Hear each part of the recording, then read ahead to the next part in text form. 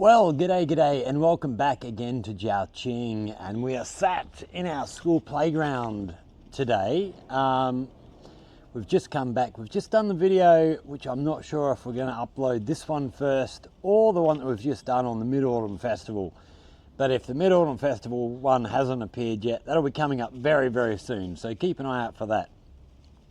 But this video, someone commented on my video searching for a tower in Gaoyao. They made this comment a few days ago, or a couple of days ago. I'm not sure exactly how long. And I saw it. I've been thinking about how to respond to this guy. I think it's a guy. Because, yeah, it had some interesting little questions in there and some interesting little things. So I thought I might make a quick little video and sort of talk about this a little bit. So this is from Inspector A-R2E. I don't know whether it's a guy or a girl. I haven't gone in and sort of searched through any of the information in this yet, but I probably will, because there is, there's a couple of interesting little things here that I might be interested in having a look at, trying to learn a bit more about, and maybe making a video about in the future if it's an interesting enough sort of topic. But here's the comment. I read about books by Jews David Crook and Sidney Rittenberg, who were involved in Mao's revolution. So first question for me would be, did you read the books by David Crook and Sidney Rittenberg, or did you read about the books? Did you read books by somebody else talking about these people? I'm a bit, because that can make a difference. You know, if they're by somebody else about them, maybe they're not 100% accurate. Maybe there's political bias involved. I'm not sure. Who are involved in Mao's revolution. I wonder why they were so enthusiastic about communism. Now that I find to be an interesting question, especially sort of the two main places where communism really became a big thing was the USSR, or Russia at the time became the USSR, and China. And from my understanding, both governments that were in charge of both Russia and China prior to communism coming in were pretty despotic governments. You know, the royal family in Russia and what happened during World War I with so many Russians being killed.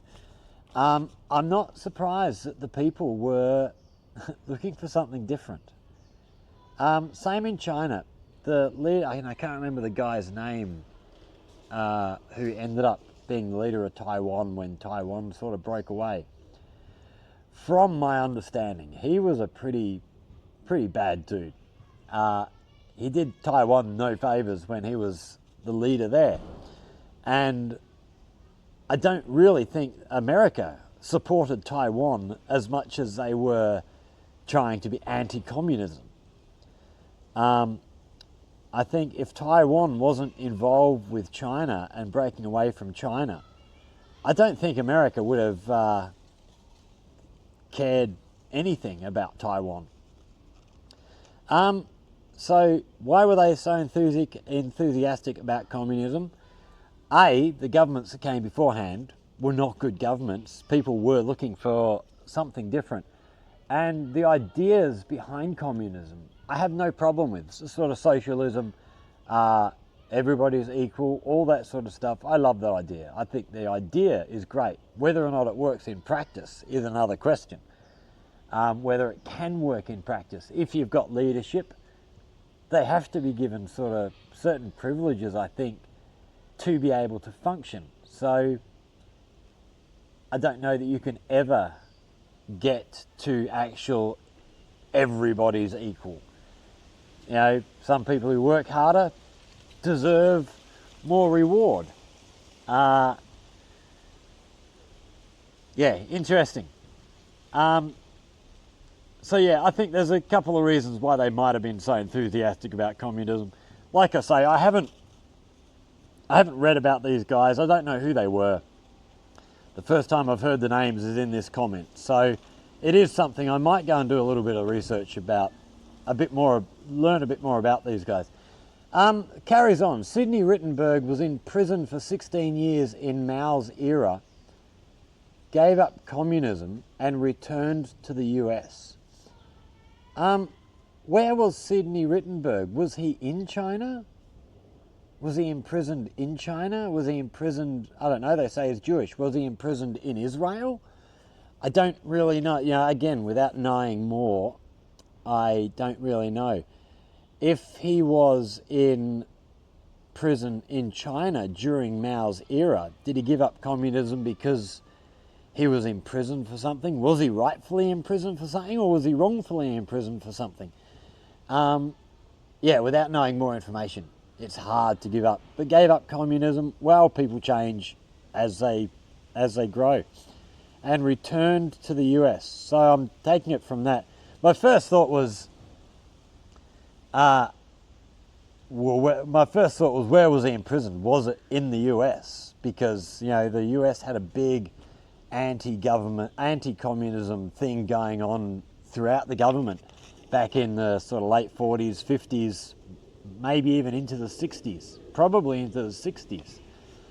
And ongoing to this day, really, if you look at it. So, but then it says, and return to the US. So I'm guessing from that comment, he wasn't imprisoned in the US. I guess, and then he carries on, I guess without Deng Xiaoping's reforms, China would be in the same state as North Korea. Maybe. Maybe not. Deng Xiaoping instituted certain reforms. Who knows? If he hadn't come along, someone else would have been the leader. Maybe different reforms would have happened that would have put China in a different place. Might have been a better place, might have been a worse place. Who knows? It's all speculative. And in the same state as North Korea. What state is North Korea in? And I ask that question. I know what is said in the Western media. But since coming to China, seeing how the Western media, politicians talk about what life's like in China, compared to what I see every day, I no longer trust the media. So do I trust them about what life is really like in North Korea? I don't know. I've heard things, but I don't know how to judge whether they're true or not. And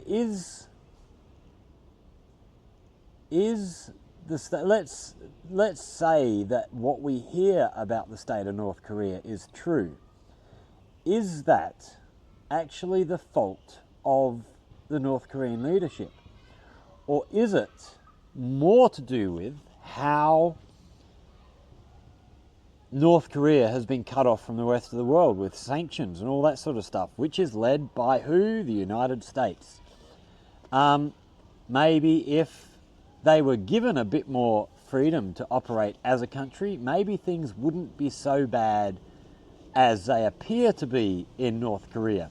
Again, are they really that bad? I don't know. I'm skeptical. I won't say I don't believe what I've heard, but I am skeptical. Same, you look at Cuba.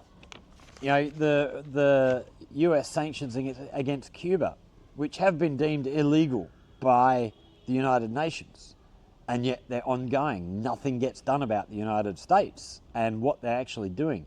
So is the state that Cuba's in, which I've heard Cuban people, very poor, it's a very, very poor country. Is that because of communism, or is it because of the way they are treated by other countries because they choose to have a different political system? I wonder why they were so enthusiastic about communism. The other thing I would say about that is the actual ideas. If you look at the actual the fundamental tenets of communism. I don't have a problem with them. In fact, I'd be fairly enthusiastic about them myself. Not all of it. It's not all great. There are some things I would disagree with, but I've always said, it doesn't matter what type of political system you have, whether you have communism, a democracy, a principality, a dictatorship, whatever, a kingdom, whatever sort of political leadership you have. Any political system can be good and can be bad, and it really comes down to the people who are in charge. If you've got good people running a country, you're probably going to have a pretty good society. If you've got bad people running a country, you're probably not going to have a good society. I think a lot of the communist leadership in Russia, from my understanding, again I could be wrong, a lot of the people who got to the leadership in Russia were very, very power hungry people. Not really the sort of people I'd want to be hanging out with. Whereas the leadership here in China, I don't know about the early days. I don't know enough about the early communist times in China. Only little bits and pieces that I've heard. Even Mao, I don't know much about Mao.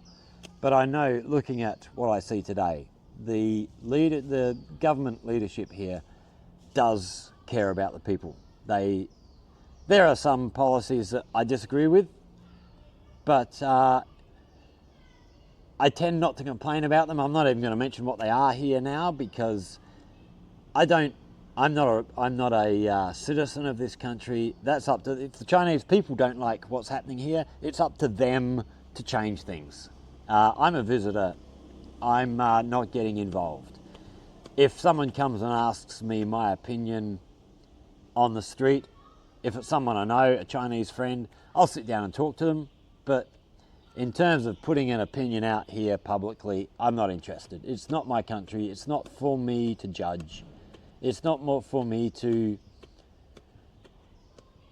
try and change things. That's for the people who belong here. As far as I'm concerned, I'm a visitor. If I didn't like the way things are here, I wouldn't still be here. So, yeah, this was an interesting comment. It really got me thinking. So, thanks Inspector AR2E. It was a good comment. Yeah, and I'm still thinking about this, and I might do a little bit more research on these Jewish authors, and maybe have a little look. Might be interesting to have a look into the history of other foreigners who were involved in Mao's revolution, and where they got their support and stuff. It's something to think about, something for me to think about, that we'll look at following up in the future, maybe, if we find some good information. But I just wanted to, that comment really got me thinking, and I'm still thinking about things to do with it. So I am going to go away. I am going to have a look at who these two guys were.